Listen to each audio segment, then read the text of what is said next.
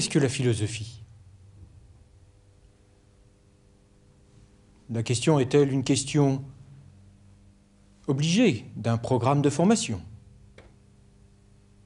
Est-ce une question polie, mais réservée? Est-ce une question qui procède d'une curiosité sincère?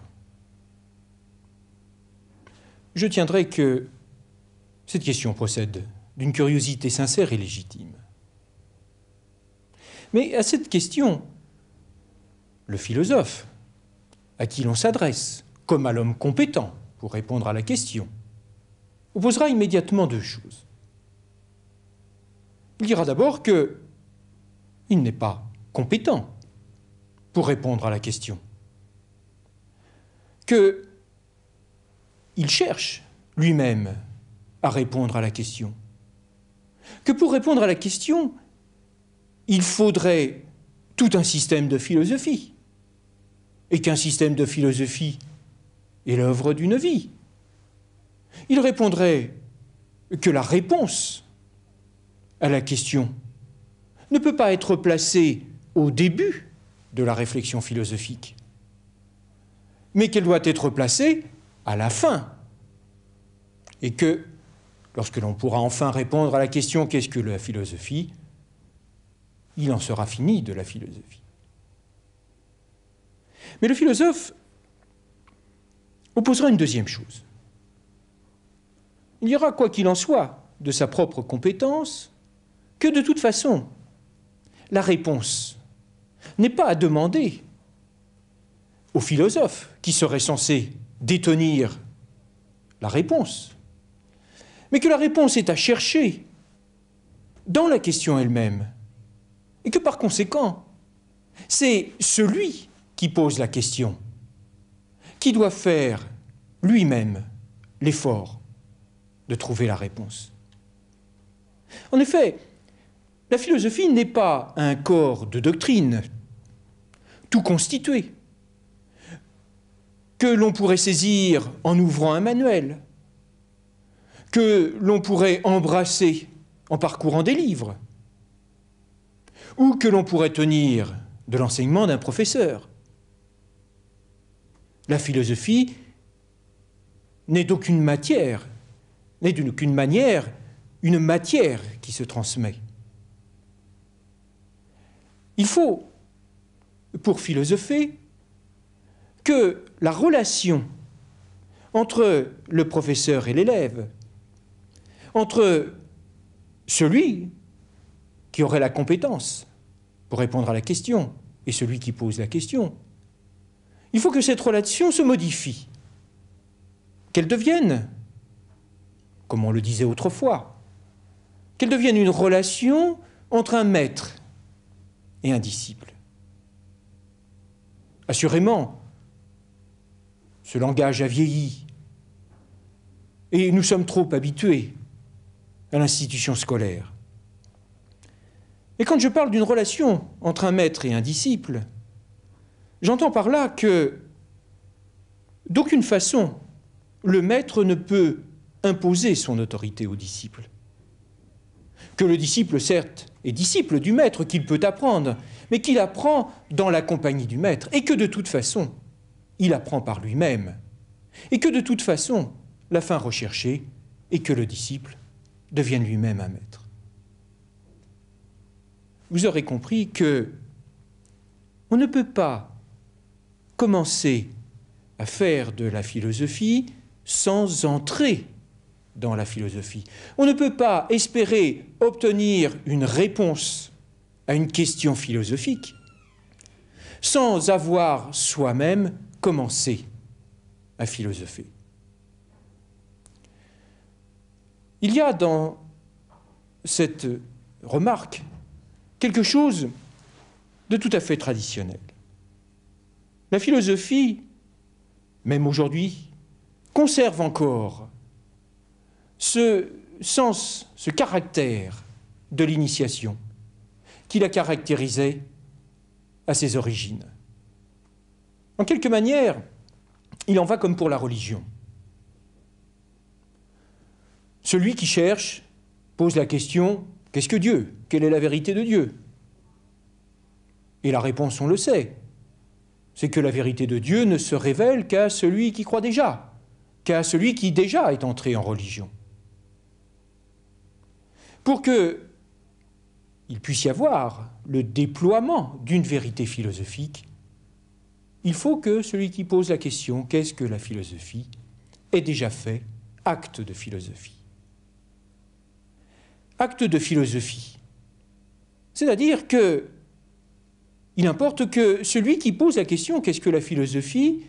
ait déjà fait acte de liberté. Que, en quelque sorte, prenant racine en lui-même, suspendant toute autorité, il se propose de répondre lui-même à la question. Il n'y a pas de philosophie sans une liberté initiale de pensée.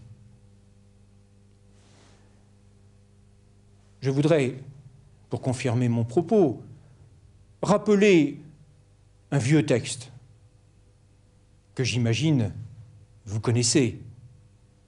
Ce texte très célèbre de la République de Platon, du livre 7 de la République de Platon, qui nous présente l'allégorie de la caverne. Je voudrais en lire quelques lignes. Maintenant, dit Socrate au jeune Athénien à qui il s'adresse, représente-toi notre nature, selon qu'elle est ou qu'elle n'est pas éclairée par l'éducation, d'après le tableau que voici. Figure-toi des hommes dans une demeure souterraine en forme de caverne, dont l'entrée ouverte à la lumière s'étend sur toute la longueur de la façade. Ils sont là depuis leur enfance, les jambes et le cou pris dans des chaînes, en sorte qu'ils ne peuvent bouger de place ni voir ailleurs que devant eux, car les liens les empêchent de tourner la tête. La lumière d'un feu allumé au loin sur une hauteur brille derrière eux. Entre le feu et les prisonniers, il y a une route élevée. Le long de cette route, figure-toi un petit mur. Figure-toi maintenant, le long de ce petit mur, des hommes portant des ustensiles de toutes sortes qui dépassent la hauteur du mur, et des figures d'hommes et d'animaux en pierre, en bois, de toutes sortes de formes. Et naturellement, parmi ces porteurs qui défilent, les uns parlent, les autres ne disent rien. Voilà, dit le jeune Athénien, un étrange tableau et d'étranges prisonniers. Il nous ressemble, répond Socrate. Et d'abord, penses-tu que dans cette situation, ils aient vu d'eux-mêmes et de leurs voisins autre chose que les ombres projetées par le feu sur la partie de la caverne qui leur fait face? On l'aura compris, les prisonniers sont prisonniers dans la caverne. Ils regardent le fond de la caverne et ils ne peuvent voir que les ombres. Qui veut philosopher doit pouvoir tourner la tête. Pouvoir tourner la tête des ombres vers la lumière. Examine maintenant comme ils réagiraient, ces hommes, ces prisonniers, si on les délivrait de leur chaîne et qu'on les guérit de leur ignorance. Et si les choses se passaient naturellement comme il suit, qu'on détache un de ces prisonniers, qu'on le force à se dresser soudain, à tourner le cou, à marcher, à lever les yeux vers la lumière. Ainsi commence le parcours du philosophe. Le philosophe se libère et monte vers la lumière. Il sort de la caverne et s'élève jusqu'à l'idée de bien. Le philosophe ne peut philosopher que s'il est libre.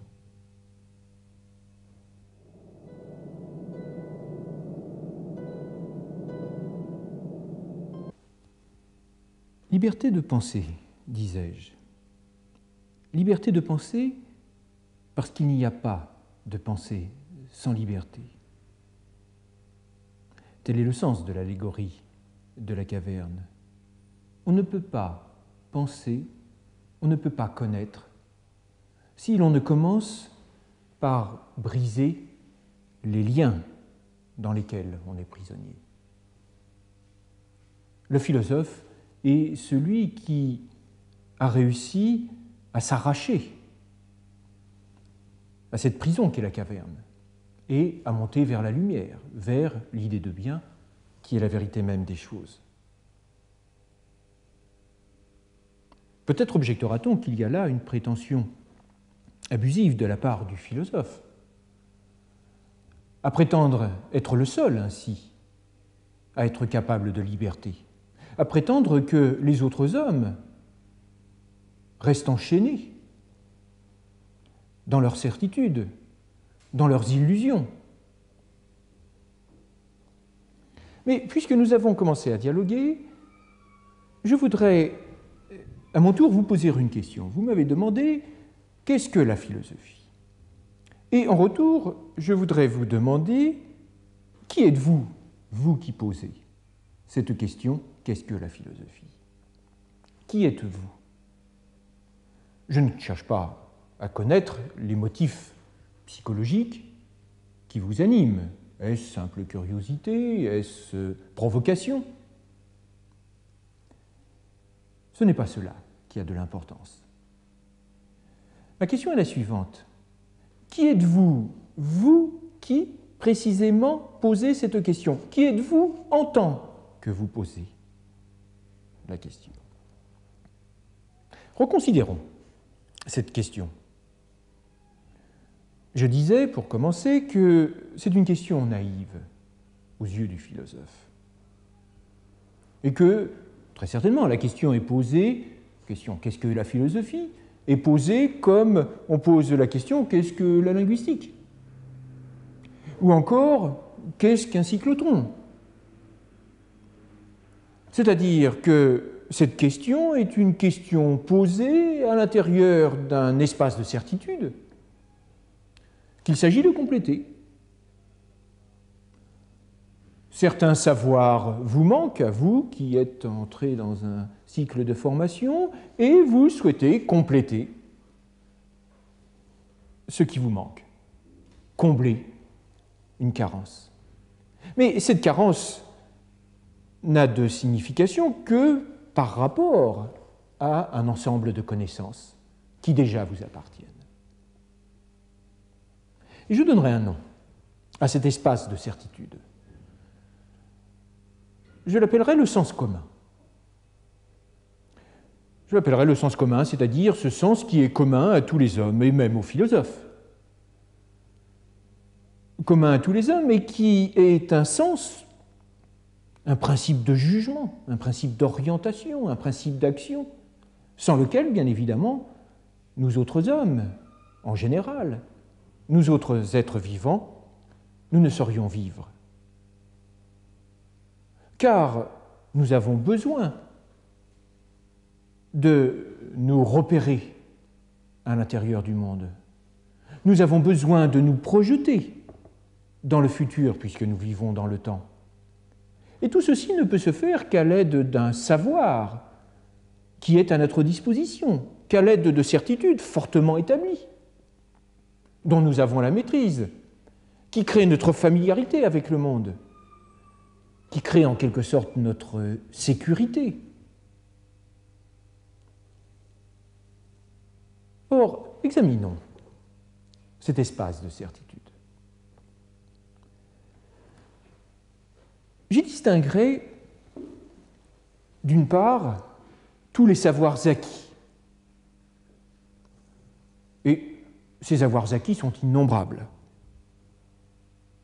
Dans le fond, même le philosophe ne sortira pas, s'il habite au 6e étage, il ne sortira pas par la fenêtre, il sortira par la porte et par l'ascenseur. Voilà un savoir qui n'est peut-être pas très élaboré, peut-être que nous ignorons la loi de la chute des corps. Mais néanmoins, nous avons là un savoir, et un savoir qui est absolument indispensable à notre sécurité physique. Il y a donc d'une part ces savoirs, plus ou moins bien assimilés, plus ou moins bien maîtrisés, plus ou moins bien fondés, indispensables. Mais il y a d'autres savoirs plus fondamentaux, auxquels on ne prête guère attention. Parce qu'ils sont d'une évidence telle pour le sens commun que selon lui, il n'y a pas de raison de s'interroger sur ce savoir. Quels sont ces savoirs? Quelles sont ces certitudes fondamentales? Eh bien, pour commencer, cette certitude que j'ai de moi-même. Je suis un être vivant, j'ai bien la certitude fondamentale de ma vie, c'est le mouvement même de ma vie. J'admets que je suis un être conscient, sans y réfléchir. Et j'admets beaucoup d'autres choses, j'accepte d'être un être qui a des passions, qui a des sentiments, qui se détermine par des valeurs. Deuxième certitude. J'entretiens avec le monde qui m'entoure une familiarité fondamentale. Et il ne me vient pas à l'esprit de discuter de la réalité du monde. Je l'admets et c'est grâce à cette évidence que je peux me déplacer à l'intérieur du monde, que je peux me mouvoir, tendre vers certaines fins, réaliser certaines fins. Autre certitude encore, la certitude que j'ai d'autrui. Assurément, je peux ne pas connaître les sentiments d'autrui. Je peux m'interroger sur ses intentions. Mais je n'ai aucun doute de la réalité d'autrui en tant qu'il est autre que moi, en tant qu'il n'est pas moi. Et si l'on y réfléchit, toutes ces certitudes se caractérisent par un caractère fondamental. C'est qu'elles ne comportent pas de réflexion sur la réalité de ce qui paraît évident. Je ne m'interroge pas sur, je vais employer le mot philosophique, je ne m'interroge pas sur mon être propre. Je ne m'interroge pas sur ce que c'est que d'avoir un corps à l'intérieur du monde. Je ne m'interroge pas sur l'être du monde. Je ne m'interroge pas sur l'être d'autrui. Or, c'est précisément cela qui intéresse le philosophe. Le philosophe pose la question « qu'est-ce que l'être » Il la pose d'une façon très générale, mais qu'est-ce que l'être d'un être conscient? Qu'est-ce que l'être d'un objet qui existe dans le monde? Qu'est-ce que l'être d'autrui? La question du philosophe, c'est cette question générale, qu'est-ce que l'être? Mais pour poser cette question, il faut s'être arraché au sens commun. Il faut être sorti de ce corps d'évidence qui est à la disposition du sens commun et que le sens commun admet, assume de façon naïve. À titre d'exemple, je voudrais vous proposer deux débuts de réflexion qui marquent cet écart du discours philosophique ou de l'interrogation philosophique avec les questions du sens commun. Le premier argument, la première réflexion, je la tirerai d'un texte très célèbre de Descartes. Il s'agit de l'argument du rêve. Vous vous souvenez, Descartes veut précisément mettre en question toutes les certitudes qui sont à sa disposition et il soumet ces certitudes au doute.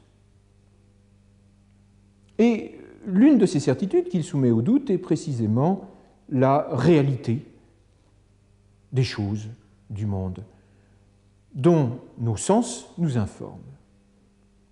Descartes dit ceci.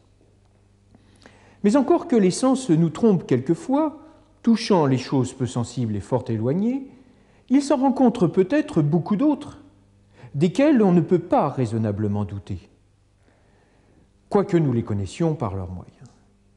Par exemple, que je sois assis ici auprès du feu, vêtu d'une robe de chambre, ayant ce papier entre les mains et autre chose de cette nature. Et comment est-ce que je pourrais nier que ces mains et ce corps-ci soient à moi? Comment pouvons-nous nier que notre corps nous appartienne, qu'il est notre présence à l'intérieur du monde. Tout ceci est évident, semble-t-il. Pourquoi s'interroger?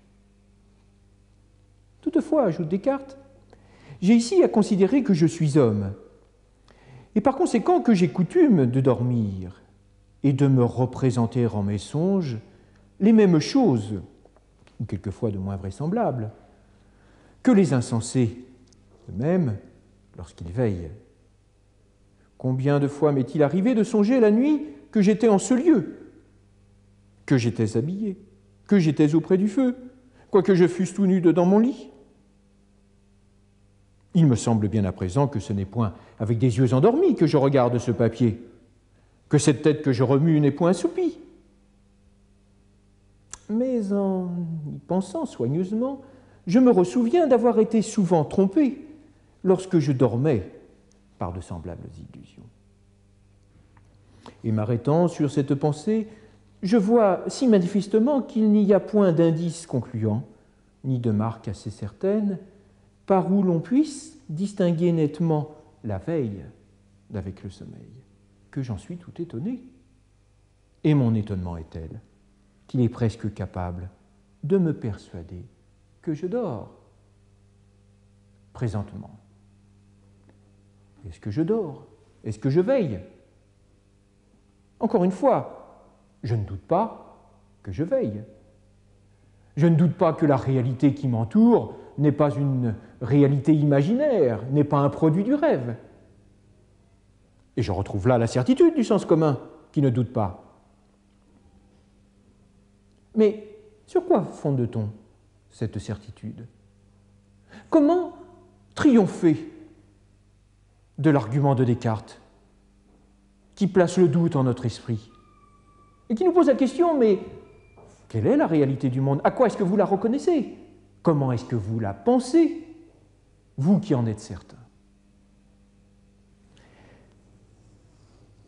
Mon second exemple, ou ma seconde réflexion,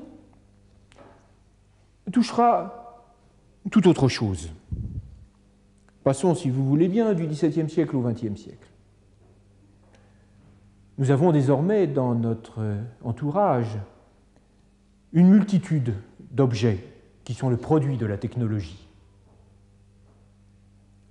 Prenons ces objets qui nous entourent et considérons, si vous le voulez bien, ces objets nés de l'informatique et de l'électronique. J'ai sur mon bureau un ordinateur.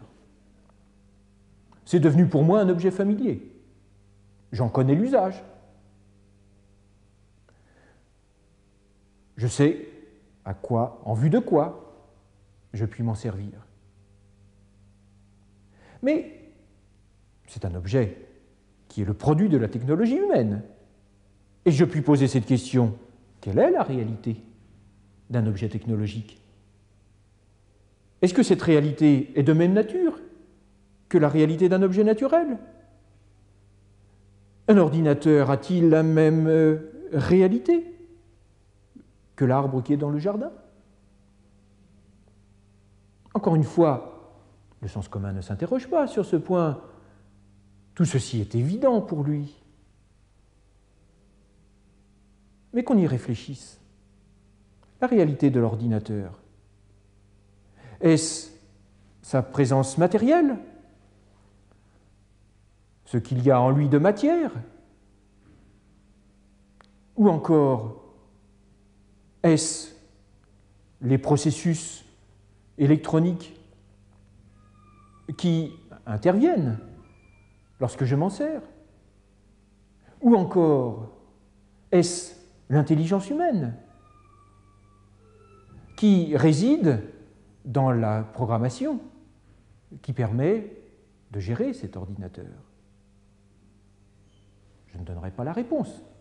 Mais ce sont autant de questions qui naissent immédiatement dès lors que je m'interroge sur la question de la réalité d'un objet technologique. Ainsi, entre le sens commun et la philosophie, il y a bien un écart. Les questions du sens commun ne sont pas les questions du philosophe. Et c'est pourquoi je parlais de naïveté. de la question du sens commun. Si le sens commun pose la question « qu'est-ce que la philosophie ?» et si vous posez cette question en tant que vous participez du sens commun, votre question reste une question à l'intérieur des évidences, des certitudes assumées par le sens commun. Pour que je puisse répondre philosophiquement à la question « qu'est-ce que la philosophie ?» il faut que, puisque ma question philosophique portera sur la réalité même, sur l'être même des choses, du monde, de moi-même, puisque ma question philosophique portera sur la certitude même du sens commun, il faut que l'on brise avec le sens commun. Il faut que vous qui posez la question « qu'est-ce que la philosophie ?» décidément, vous ayez commencé à philosopher.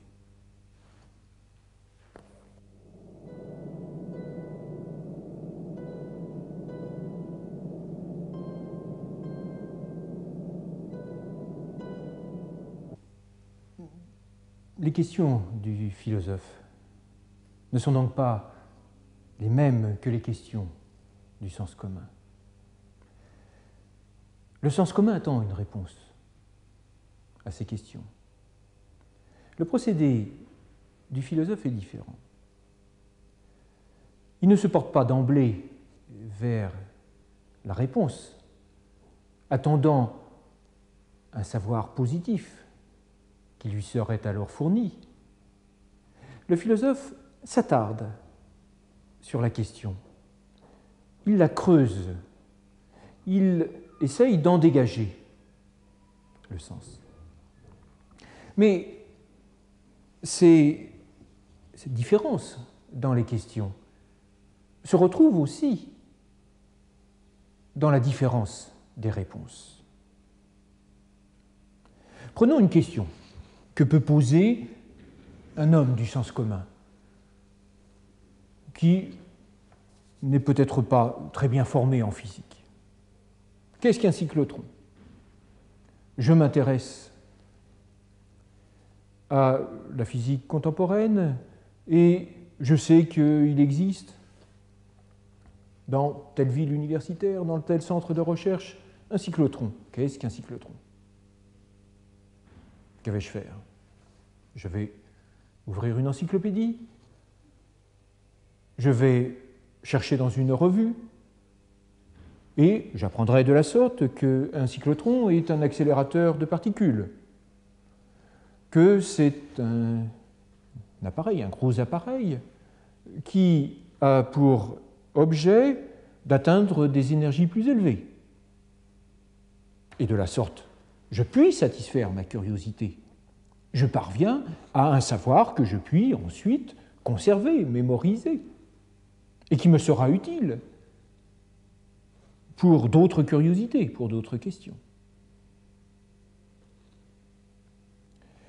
Mais aux questions philosophiques, il n'y a pas de réponse positive. Il n'y a pas de réponse positive.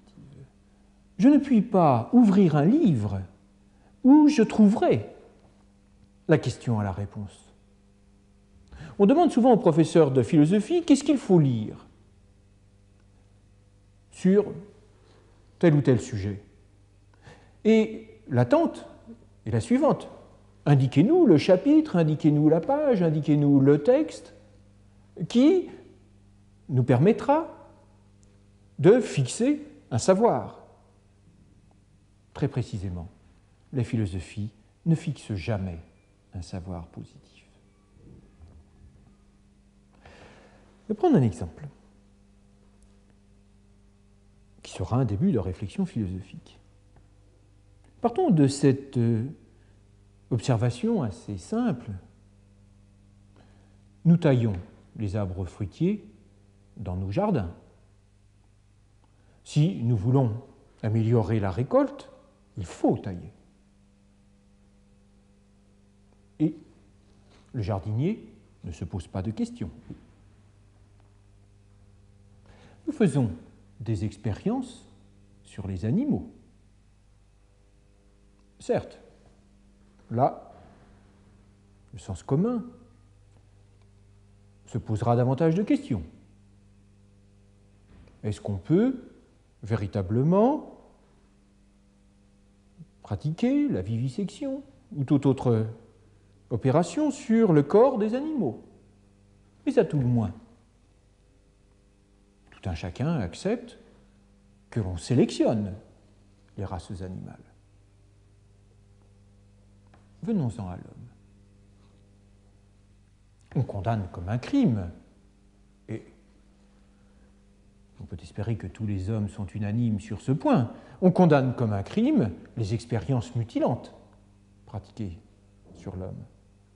On condamne comme un crime une sélection qui serait pratiquée sur les races humaines ou sur les espèces humaines.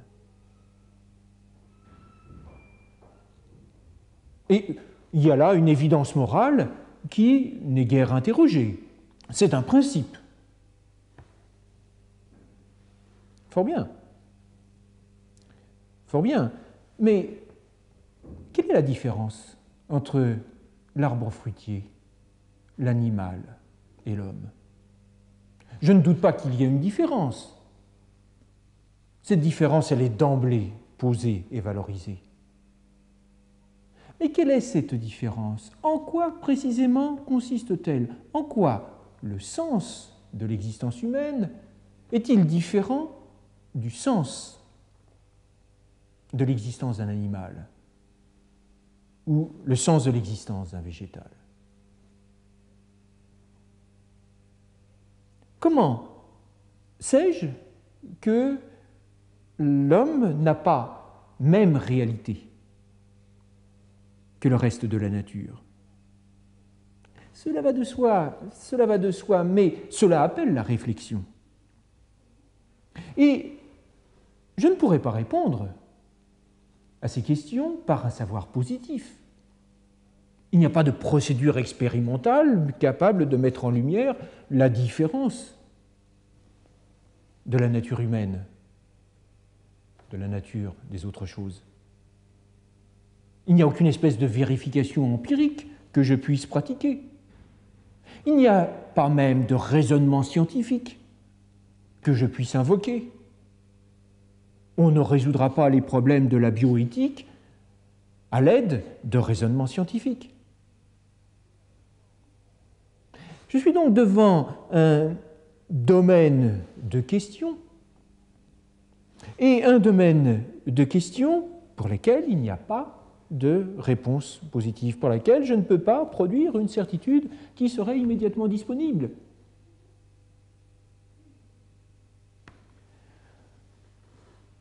Il me faut donc penser ce qu'est la réalité humaine.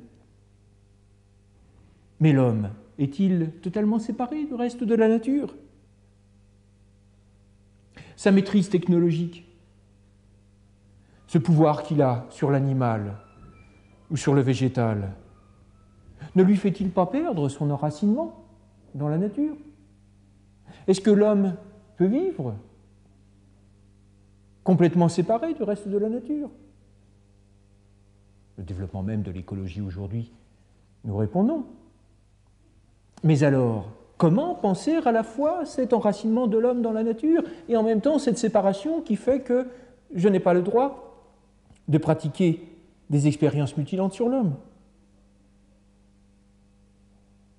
Et encore, qu'est-ce qu'on entend par nature? Quand je dis la nature des choses et quand je dis la nature de l'homme, est-ce que j'entends la même chose?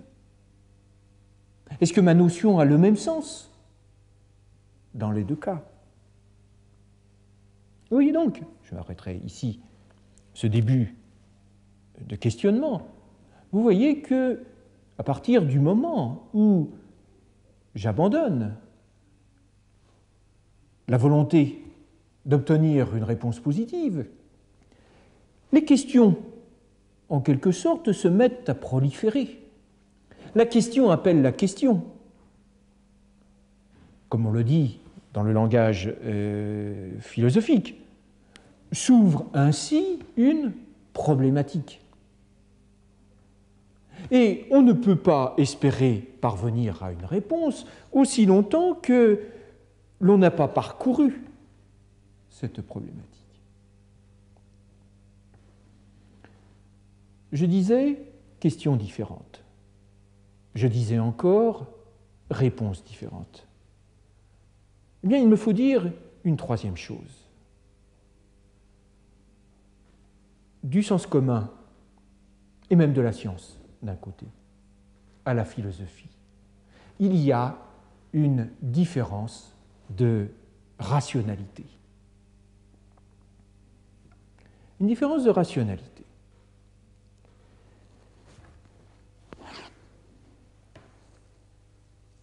La raison philosophique est une raison, je le disais un instant, qui passe de question en question, qui enchaîne des questions, qui met en place des, comme disait Descartes, des chaînes de raisons qui ont du sens, qui ont une pertinence, sans qu'il soit nécessaire de convoquer par ailleurs l'expérience des hommes,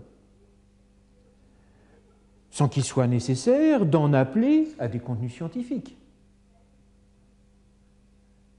Et vous voyez que le raisonnement philosophique, et c'est souvent la difficulté rencontrée par ceux qui commencent à philosopher, le raisonnement philosophique est d'une nature entièrement différente. Le raisonnement philosophique ne porte pas sur des choses, ne porte pas sur des objets, ne porte pas sur des valeurs. Le raisonnement philosophique porte sur des concepts. Et il s'intéresse, il développe, il déploie les liens entre les concepts. Un concept, par exemple, le sens de la réalité humaine, ou la dignité de l'homme, en vertu de laquelle j'interdis les expériences mutilantes sur l'homme. Ce concept de la dignité de l'homme, je ne puis le penser tout seul, je ne puis le mettre en référence avec je ne sais quelle réalité qui serait inscrite dans la nature de l'homme lui-même. Pour penser la dignité de l'homme, il faut que je me réfère à un champ moral qui comporte en lui-même tout un domaine de réflexion, tout un ensemble de liaisons. Et c'est ceci que je dois faire apparaître. Alors, à ces liaisons, à ce domaine du concept, ou comme disait Platon, à ce monde intelligible, je puis donner plus ou moins de poids. Ainsi, le logicien s'intéresse à l'enchaînement des concepts. Et le logicien est certainement un philosophe. Mais il s'intéresse à l'enchaînement des concepts selon un mode qui est essentiellement formel. À l'autre bout, je puis donner un sens métaphysique à cet enchaînement des concepts. Je puis, avec Platon, dire que par derrière, ou au cœur du monde commun, du monde sensible, il y a un monde intelligible. Il y a un monde intelligible, c'est-à-dire il y a un monde tel que l'essence même de la réalité, l'essence même de la réalité du monde, c'est précisément son intelligibilité, c'est précisément sa conceptualité.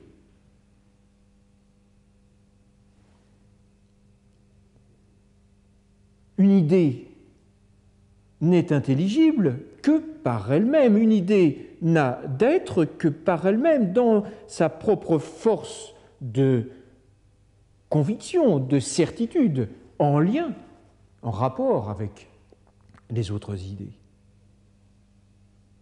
Et assurément, il y a dans la rationalité philosophique quelque chose de surprenant.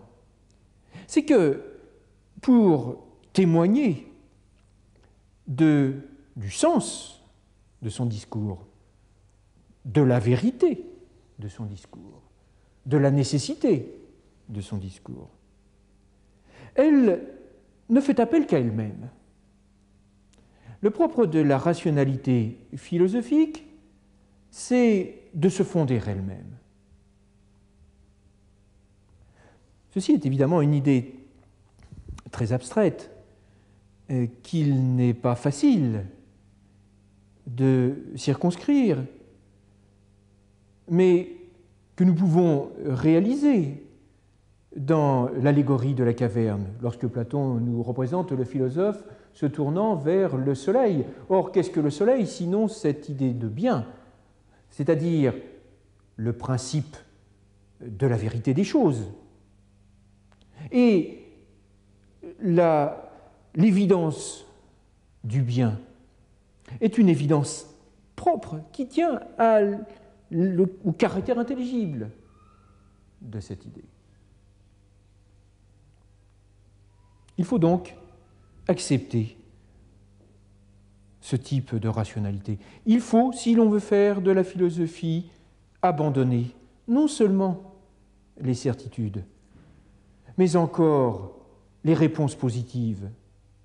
Il faut accepter de passer à un mode de rationalité qui est entièrement différent.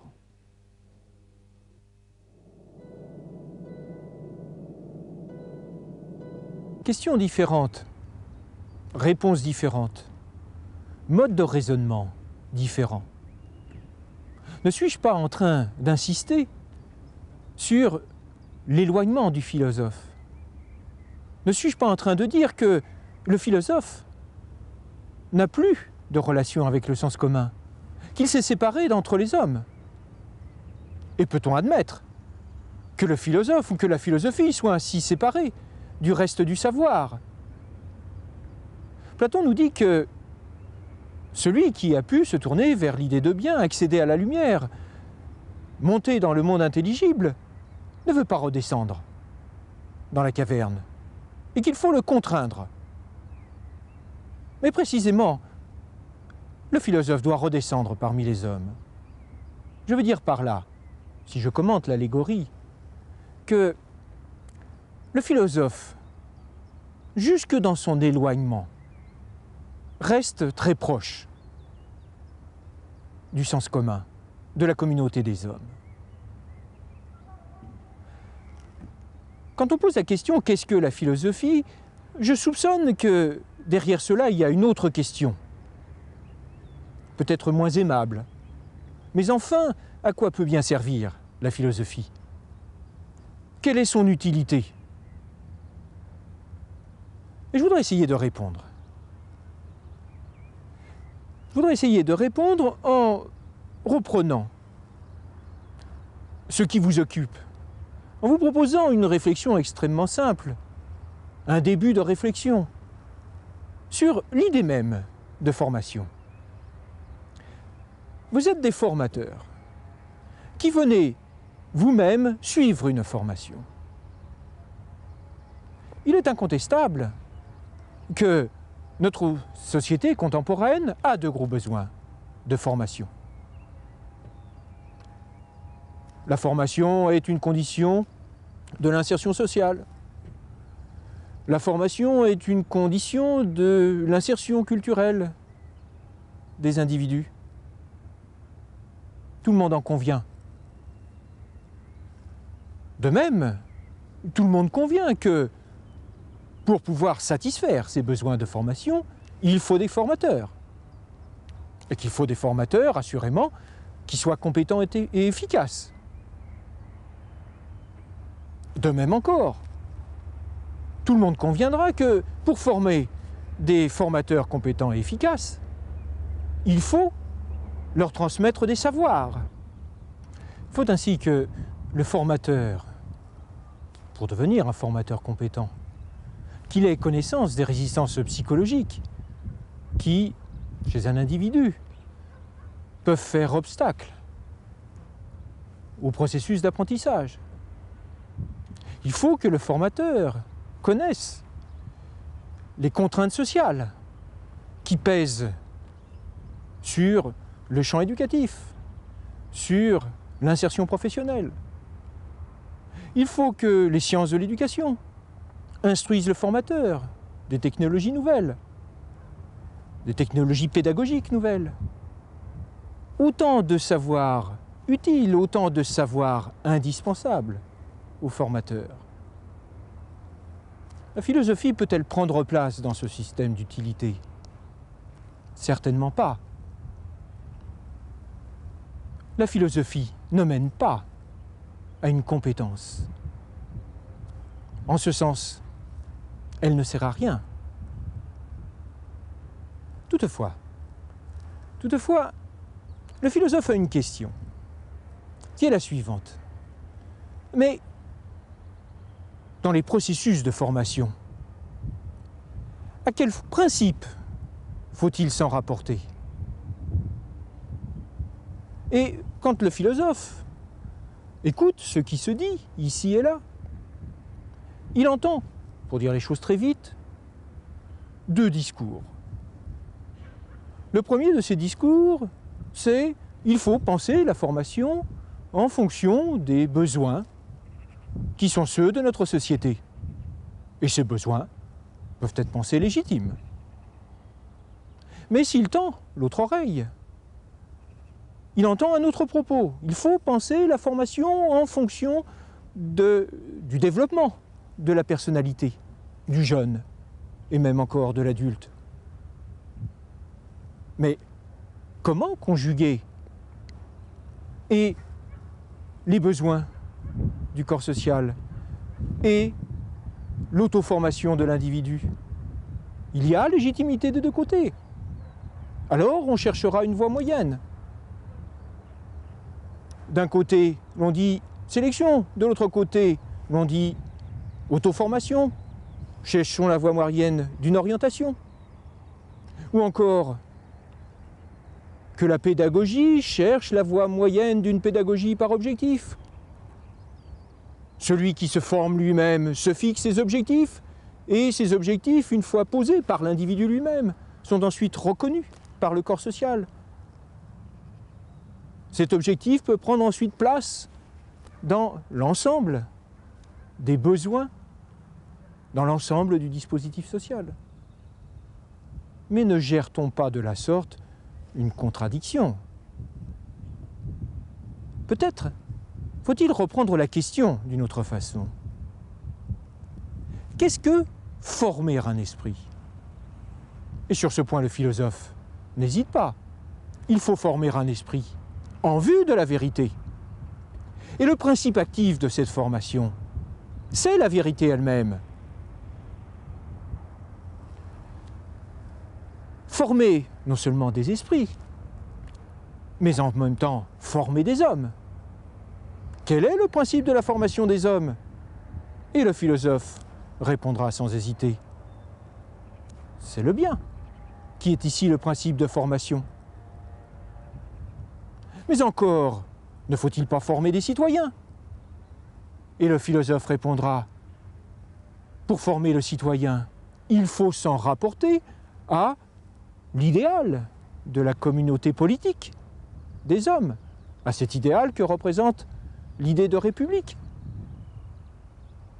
Voilà la réponse du philosophe. Le vrai, le bien partagé. La réponse est générale, dira-t-on. Quel est le bénéfice d'une telle réponse? Qu'apprenons-nous? Rien de positif. Et pourtant, je puis tirer déjà une première conclusion. Si c'est la vérité qui forme, alors, tant l'individualité de celui qui est à former que les besoins qui sont ceux de notre société sont à penser, sont à rapporter à l'idée de vérité. Ils ne prennent sens que relativement à l'idée de vérité, que relativement à l'idée de bien, que relativement à l'idée du bien commun. Ainsi, le philosophe, par son discours, rappelle que toute formation doit être pensée en fonction des fins. Et que on ne peut pas s'en rapporter à des savoirs positifs, à une compétence légitime, honorée, honorable, mais qu'il faut en outre penser les fins. Maintenant, reprit Socrate, il faut, mon cher ami, appliquer exactement cette image à ce que nous avons dit plus haut. Il faut assimiler le monde visible au séjour de la prison, et la lumière du feu dont elle est éclairée à l'effet du soleil. Quant à la montée dans le monde supérieur et à la contemplation de ses merveilles, voici la montée de l'âme dans le monde intelligible. Et tu ne te tromperas pas sur ma pensée, puisque tu désires la connaître. Dieu sait si elle est vraie. En tout cas, c'est mon opinion qu'aux dernières limites du monde intelligible est l'idée du bien, qu'on aperçoit avec peine, mais qu'on ne peut apercevoir sans conclure quelle est la cause universelle de tout ce qu'il y a de bien et de beau. Que dans le monde visible, c'est elle qui a créé la lumière et le dispensateur de la lumière, et que dans le monde intelligible, c'est elle qui dispense et procure la vérité et l'intelligence, et qu'il faut la voir pour se conduire avec sagesse, soit dans la vie privée, soit dans la vie publique. Je suis de ton avis, répond le jeune Athénien, autant que je peux suivre ta pensée.